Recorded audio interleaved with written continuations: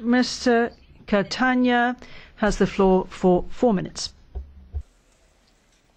Mr. Catania. Grazie, signora Presidente. Thank you, President.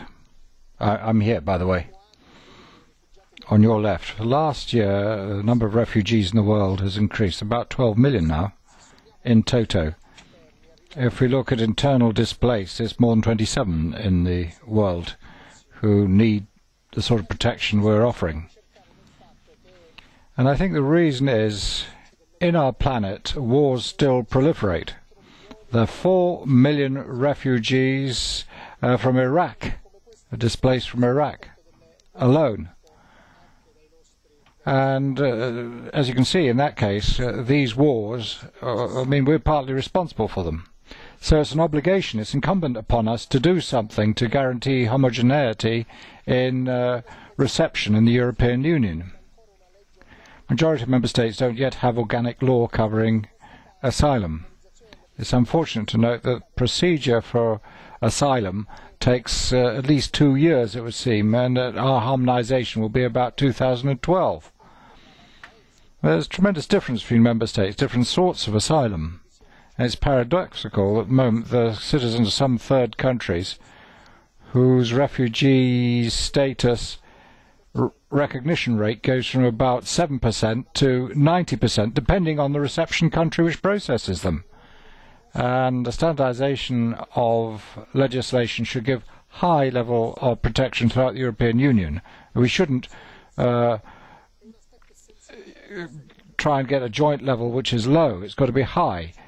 We are based on human rights in this union. It's not acceptable over the last few years that this be infringed as a principle, because the requirements of asylum seekers has not always been guaranteed, as it should be under international convention.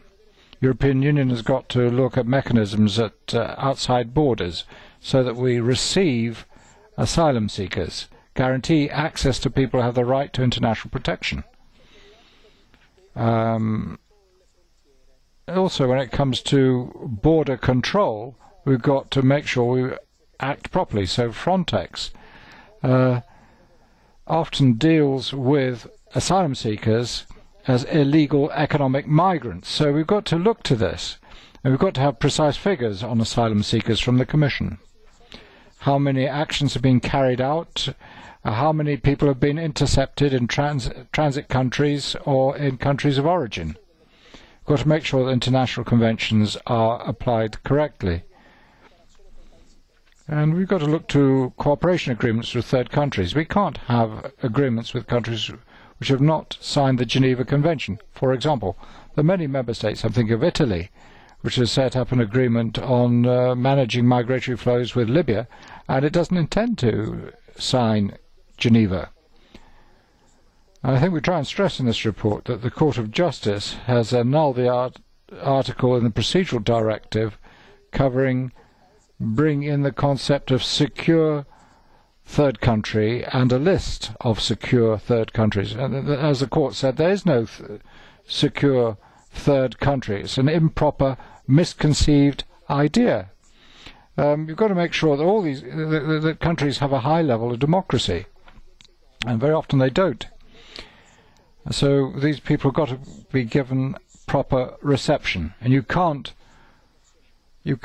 just say they can't come in because it should be an international purview. No, these people are asking us for our help, and we've got to give it.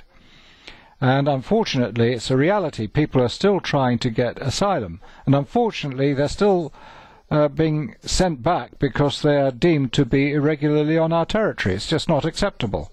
We've got to make sure that asylum seekers are allowed properly into European Union. It's not a concession. Asylum is not a concession. It is a right to the person who is fleeing from war, for example. Thank you very much, Rapporteur. On behalf of the European Commission, I now call Vice President Barrot.